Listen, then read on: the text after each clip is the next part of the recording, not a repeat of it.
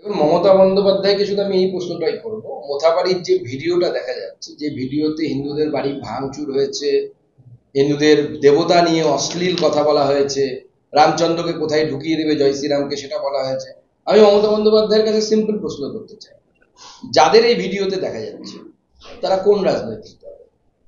আমি তো শুনেছি তিনি, যাদের দেখা যাচ্ছে তাদের মধ্যে থেকে একজন নাকি সেখানকার বিধায়ক সাবিনা ইয়াসমিনের আত্মীয় হয়।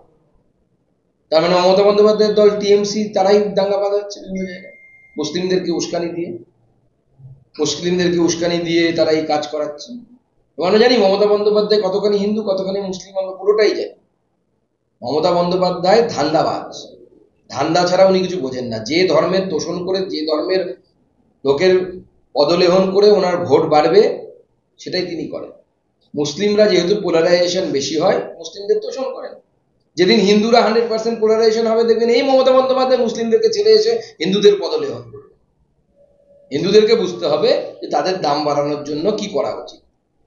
রামনবমী পোস্টারে 6 লাখ কলকাতা সব বিভিন্ন শহরগুলো রামনবমী 1 সপ্তাহ আগের থেকেই এই পোস্টারগুলো করলো, পোস্টারে রামনবমী পালন করুন। এই যে রামনবমী মিছিলে যোগ দেওয়ার আবেদন, সে তো হিন্দু সমাজের তরফ থেকে রামনবমী বিভিন্ন জায়গায় পালিত হচ্ছে, পশ্চিমবঙ্গের বিভিন্ন জায়গায় পালিত হয়, ভারতবর্ষের বিভিন্ন জায়গায় পালিত হয়। সেখানে যদি কেউ আবেদন জানায় রামনবমীতে পার্টিসিপেট করার, ভালো কথা তো সেটা। আমি তো ফিরহাদ হাকিম সাহেবকে দাওয়াত দিয়েছি, উনি দাওয়াত দিয়ে বেড়াচ্ছেন সবাইকে, ওনাকে কেউ দাওয়াত দিচ্ছে না, খারাপ লাগছে দেখতে। আমি তো ওনাকে বলছি যে জয় শ্রীরাম বলে মিছিলে সবার আগে ফিরহাদ হাকিম সাহেব কলকাতায় আনে, মাথায় একদম গেরুয়া ফেটি বেঁধে। রামনবমী মিছিল কোনো রাজনৈতিক প্রোগ্রাম নয়। আমি রাজনৈতিক ব্যক্তি, আমাকে রামনবমী একটা নিশ্চয়ই হাঁটবো মিছিলে, মিছিলের সুরক্ষার জন্য অস্ত্র নিয়ে বেরোবো। দিলীপ ঘোষ, দেখুন, আমরাও আগে বলেছি যে ভারতীয় জনতা পার্টি কোথাও রামনবমী করে না। ভারতীয় জনতা পার্টি নেতৃত্ব বা কর্মী যারা আছে তারা হিন্দু হিসেবে বা এই সমাজের লোক হিসেবে রামনবমীতে অংশগ্রহণ করে। তো ধর্ম রক্ষার জন্য সেটা করা উচিত, সবাই করবে, সেখানে অসুবিধে কি আছে? রামনবমী পোস্টারে রামের ছবিকে নিয়ে কটাক্ষ অতীন ঘোষের। তিনি বলেছেন বিজেপি জানেই না যে রামনবমী মহামায়া দুর্গার পুজো, অথচ বিজেপি পোস্টারে শুধু রামেরই ছবি। দেখুন, অতীন ঘোষ সাহেব কতটা হিন্দু ধর্ম জানেন আমি তো জানি না, বা এখন তো উনি আবার ঈদের সেহরিও খাচ্ছেন, তো তাতে কতটা হিন্দুত্ব উনি আছেন কি জানেন না। ভগবান রামচন্দ্র কি, বিজেপি রামনবমী কোথাও করে না, সেটা হিন্দুরা জানে। হিন্দুরা যেভাবে রামকে পুজো করতে চায় সেইভাবেই করবে। অতীন ঘোষ কে তুমি বাবা? কোন তুমি নগরপাল? কোন তুমি হরিদাস পাল?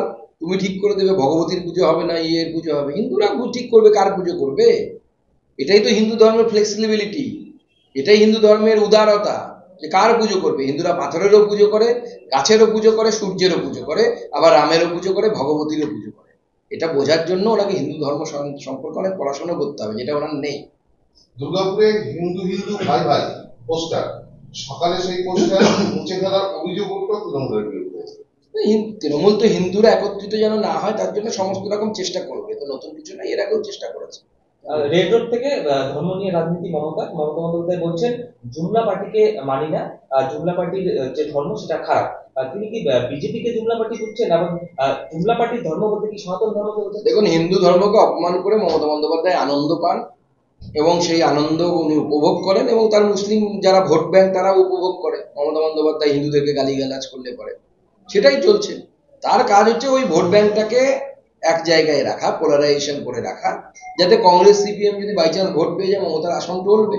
এটা পলিটিক্যাল, এবং উনি ঠিকই বলেছেন, পলিটিক্যাল পার্টি দাঙ্গা করায় এবং সেটা তৃণমূল কংগ্রেস করে, মমতা বন্দ্যোপাধ্যায় করায় দাঙ্গা পুরোটা। এই বিষয় নিয়ে রাজনৈতিক ইয়ে নিয়ে মমতা বন্দ্যোপাধ্যায় বলেছেন যে একটি রাজনৈতিক দল এই রাজ্যে হিংসা ছড়াচ্ছে, ঠিক সময় এলে উচিত শিক্ষা দেবে। দেখুন, কোন রাজনৈতিক দল ছড়াচ্ছে সেটা বাংলার মানুষ জানে। মোথাবাড়িতে যারা আক্রমণ করেছিল তারা কোন রাজনৈতিক দলকে ভোট দেয়?